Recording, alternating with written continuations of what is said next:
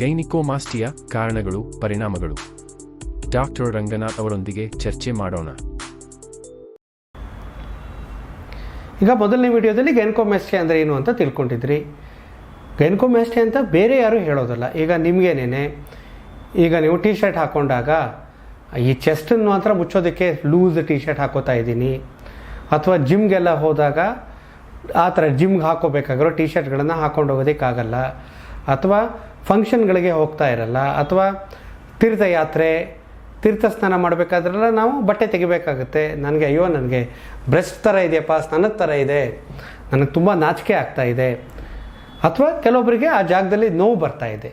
ಹೀಗಿದ್ದಾಗ ಮಾತ್ರ ಇಂಥವ್ರಿಗೆ ಈ ಗೈನಕೋಮಾಸ್ಟಿಯಾಗೆ ಏನು ಕಾರಣ ಅಂತ ಕಂಡುಹಿಡಿಬೇಕು, ಅಥವಾ ಅದಕ್ಕೆ ಸರ್ಜರಿ ಬೇಕಾಗತ್ತೆ.